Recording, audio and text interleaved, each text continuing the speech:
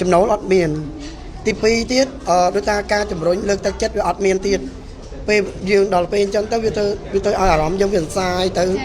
ចាណាមួយបងជាមេគ្រួសារផងណាមួយយើងមេគ្រួសារអញ្ចឹងយើងទៅចំណាយពេលវេលាច្រើនក្នុងការរកថវិកាជួយដល់គ្រួសារសិល្បៈគឺចំណាយច្រើនមែនតើពេលវេលាសំខាន់ហ្មងដូចតែពីមុនគាត់ធ្លាប់បោះសម្ដីថាប៉ាទៅអញ្ចឹងមកគេ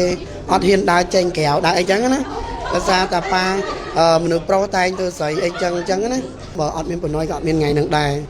កាលពីមុនខ្ញុំចូលមកលេងមកប៉ុណ្ណោះខ្ញុំបាត់ដៃទេអត់មានដែរគិតថាខ្លួនឯងមានថ្ងៃហ្នឹងទេព្រោះពីមុនមករត់តែមួយពេលវេទនាសឹងមកយើងអត់ដឹកស្មានថាខ្លួនឯងបានប៉ុណ្ណឹងអត់មានដែរចេះជពាក់គេមានម៉ានហូបប៉ុណ្ណឹងបាក់ទឹកចិត្តពេលខ្លះមានអារម្មណ៍ថាចង់លេបថ្នាំសម្រាប់ខ្លួនដឹងរស់នៅទៅអីបើរស់នៅវាអីក៏អត់មានអីក៏អត់ចឹងណាចាជំរាបសួរចារៀងចាយលុយបន្តិចហ្នឹងថ្ងៃនេះអត់ច្រើនដែរចាអស់200000អត់មែនគេទៅឲ្យប្រពន្ធបើអ្នកផ្សេងទៅឲ្យអត់ថ្លៃចឹងខ្ញុំឃើញអ្នកភាគច្រើនបងស្រីគ្រឿងអលង្ការត្រូវបងហ្មងចាដូចថាសម្លៀកបំពាក់យើងបុរាណយើងស្លៀកពាក់បុរាណយើងអលង្ការបុរាណតែដូចថាសម័យទេយើងរៀងជាសម័យចឹងទៅណាចាវ័យទុំ28ក៏27ចង់និយាយថាម៉េចវ័យនេះទំ17ទេឆ្នាំហ្នឹងចាតែគាត់រៀងចាស់តិចដោយសារខ្ញុំត្រឡោកចាថ្មីបងព្រាមានអារម្មណ៍ថាសប្បាយចិត្តមែនទែនដោយសារដូចថាមូលហេតុអីដែលសប្បាយទៅពេលចូលរួមទៅមាន influencer ច្រើនហើយមានដូចថាការរៀបចំរបស់គាត់មើលទៅគឺអស្ចារ្យ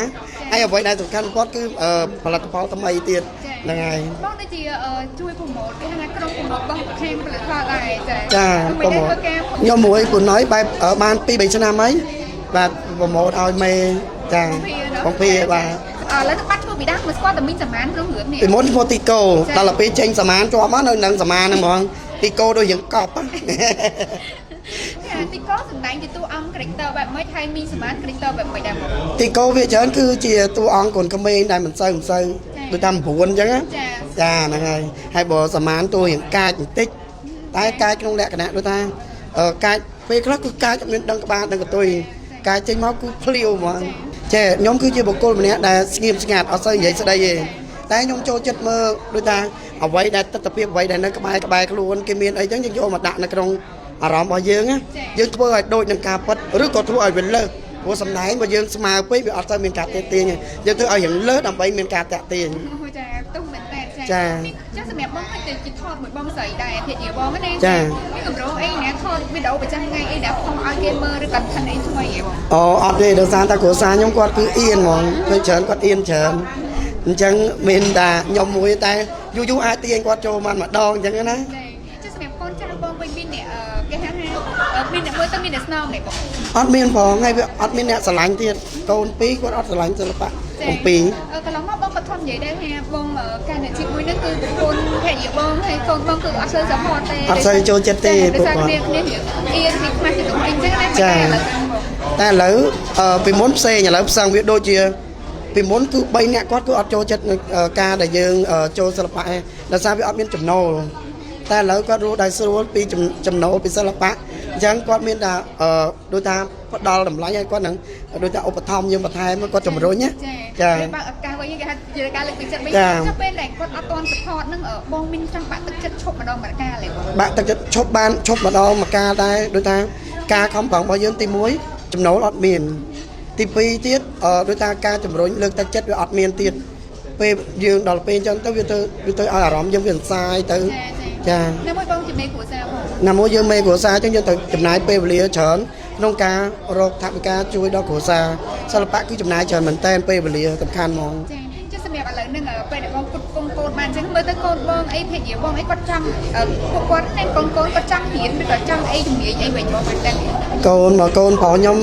រៀនណាទី12ហ្នឹងគាត់ឆ្លាញ់ផ្នែកខាងអេឡិចត្រូនិកអញ្ចឹងណាបាទគាត់ឆ្លាញ់ខាងហ្នឹងពីមុនមកបែបបងមុននឹងល្បីហើយដល់ពេលឥឡូវនឹងល្បីបងគិតថាមុនពេលល្បីគិតថានឹងអញពេញក្តីសម័យកូនបានហើយដល់ពេលឥឡូវនឹងស្រាប់បងល្បីបងគិតថាអញពេញក្តីសម័យកូនបានកាលពីខ្ញុំនៅអត់នៅក្រខ្ញុំគិតថាចេះមិនចង់និយាយតាមការដែលខ្ញុំអត់ទាន់មានលទ្ធភាពអីសោះខ្ញុំគិតថាខ្ញុំសូមឲ្យតែត្រឹមតែកូនខ្ញុំនឹងគាត់រៀនចប់រៀនឲ្យតែរៀនត្រឹមរៀនចប់បាក់ដប់ណាគាត់ធ្វើការអីក៏ធ្វើទៅសម្រាប់លទ្ធភាពរបស់គាត់ព្រោះយើងអត់មានលទ្ធភាពសម្រាប់ជួយគាត់អញ្ចឹងណាកុំឲ្យថាគាត់ល្ងងរៀនបានដល់ថ្នាក់ទី12តែដល់ពេលយើងមានលទ្ធភាពចេះ ខ្ញុំគិតថាទូតកូនខ្ញុំរៀនអស់ប្រហែលក៏ខ្ញុំត្រូវតែខំប្រឹងដើម្បីរកថវិកាជូនកូនឲ្យវារៀនដល់កោះដល់ត្រើយចាឥឡូវគឺដល់ពេលឥឡូវនឹងចាប់ដើមជឿជាក់ខ្លាំងណាស់បងដោយសារមានកូន support ផងមានភរិយា support ផងចាហើយកូនគាត់បងដែរបង្ហាញអារម្មណ៍ថាស្ដាយក្រោយអីពេលដែលធ្លាប់អត់ពេញចិត្តជាមួយនឹងការរៀបចំខ្លួនបែបជាគ្រូស្រីអីឥឡូវស្ដាយដែរបង្ហាញគាត់ស្ដាយក្រោយតាកាលពីមុនដោយសារដូចតែពីមុនគាត់ធ្លាប់បោះសម្ដីថាប៉ាទៅអញ្ចឹងខ្មាស់គេអត់ហ៊ានដើរចេញក្រៅដើរអីចឹងណាដោយសារតែប៉ាមនុស្សប្រុសតែងទៅស្រីអីចឹងណា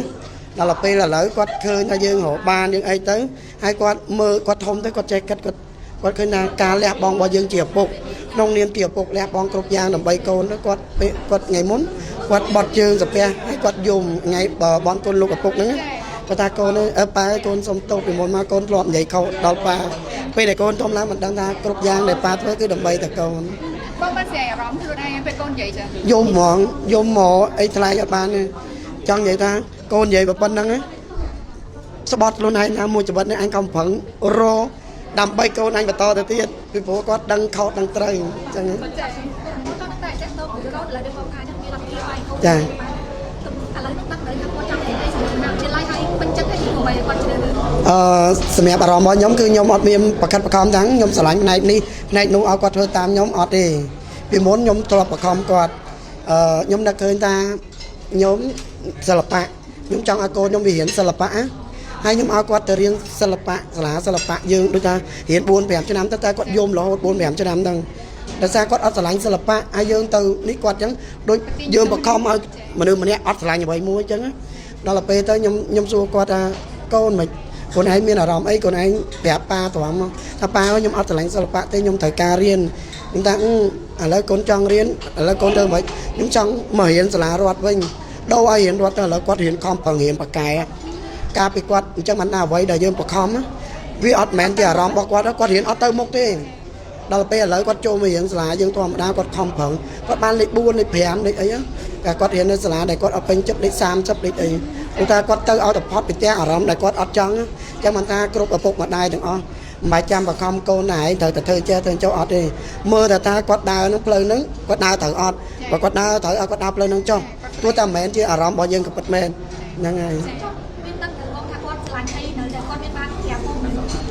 បច្ចុប្បន្ននេះគាត់ឆ្លាញ់ដូចផ្នែកអេឡិចត្រូនិកគ្រឿងអេឡិចត្រូនិកផ្នែកខាងជួសជុលផ្នែកខាងនិយាយរួមទៅឲ្យតែអេឡិចត្រូនិកគឺគាត់ឆាប់យល់ចាប់នេះហ្មងក្នុងមួយឆាកជីវិតក្នុងនាមជាឪពុកម្ដាយក្រមិនក៏ដោយចង់ឲ្យកូនខ្ពស់មុខខ្ពស់មាត់កូនបានរៀនសូត្រខ្ពង់ខ្ពស់អត់មានមាសពេជ្រសម្រាប់ចែកកូនមានតែចំណេះដឹងហ្នឹងហើយចំណេះដឹងហ្នឹងវាចំខ្លួនវារហូតតកូនតចៅខ្ញុំបងក៏ពេលបងបានរៀនខំប៉ុន្មានខ្ញុំរៀនបានជាប់បាក់ឌុបបន្ទាប់មកខ្ញុំក៏បានចូលអង្គការមួយគេឲ្យយើងរៀនមហាវិទ្យាល័យអង់គ្លេសបាន2ឆ្នាំតែគ្រូក៏បានរៀនអត់ចេះទេគាត់មហាវិទ្យាល័យអង់គ្លេស3ឆ្នាំនៅឆ្នាំទី1រហូតដល់ណាគេជប់ឲ្យរៀនហ្មងគេអត់មានលុយបង់ឲ្យរៀនធ្លាក់រហូតមែននេះមានលទ្ធភាពទិញផ្ទះទិញអីទិញដីទិញផ្ទះអីទិញបានហើយនឹងអត់លេចគុណនេះប៉ុណ្ណយជួយខ្ញុំបើអត់មានប៉ុណ្ណយក៏អត់មានថ្ងៃហ្នឹងដែរកាលពីមុនខ្ញុំចូលមកលេងមួយប៉ុណ្ណយខ្ញុំបាត់ដៃទេចាប់ពីចូលមួយប៉ុណ្ណយមកខ្ញុំប៉ុណ្ណយគាត់រកទីផ្សារឲ្យយើងគាត់ឲ្យគេស្គាល់យើងតាមរយៈសិល្បៈគាត់ជួយរកការងារ sponsor អីប៉ុណ្ណយជួយច្រើនមែនតើតម្លៃខ្លួនមានការឡើងគេហៅថាតម្លៃខ្លួនតែជាមុននេះបងកើនដោយសារមូលហេតុមិនមែនតែចាំបានតាមមនុស្សគ្រប់គ្នាពេលដែលយើងដំបូងដែលគេអត់ទៅស្គាល់ប្រហែលក៏យកដែរឲ្យតែគេហៅតែឥឡូវយើងតម្លៃដោយសារមូលហេតុទី1គេរត់ច្រើនចឹងបើយើងយកអាតម្លៃរៀងថោកអាខ្លាចអាថ្លៃមកយើងអត់បានទទួលវាស្ដាយអញ្ចឹងយើងនៅតម្រឹងទៅឲ្យមនុស្សយើងនិយាយត្រង់ទៅបើយើងដាក់តម្លៃយើងថោកមួយមកនៅឲ្យប៉ុណ្ណឹងពីរមកនៅប៉ុណ្ណឹង3មកប៉ុណ្ណឹងណាមួយក៏លេងមានអ្នកហ៊ានឲ្យធូរថ្លៃដែរតែបងលើមានអ្នកស្គាល់ច្រើនដែរចាប៉ុន្តែថាចាយសម្បត្តិក៏ទីកូនទៅកណ្ដាលនេះណាដែរកណ្ដាលការជីអីគាត់នឹងខ្លាចទៅជាបុគ្គលអ្វីអូ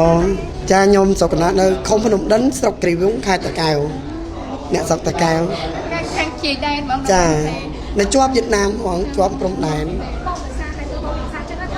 ជួបណយគឺយើងបបាក់បើសិនជាសម័យតែចង់សម័យថាចាយសម្រាប់ឬក៏ទីកោអញមានថ្ងៃនេះអត់ដែរសម័យថាមានថ្ងៃហ្នឹងអត់មានដែរគិតថាខ្លួនឯងមានថ្ងៃហ្នឹងព្រោះពីមុនមករហតែមកពេលវេទនាសង្ងប់យើងអត់ដឹកស្មានថាខ្លួនឯងបានប៉ុណ្ណឹងអត់មានដែរចេះជពាក់គេមានម៉ានហូបប៉ុណ្ណឹងតាំងពីដើមមកក៏ប៉ុន្តែគាត់ថាយើង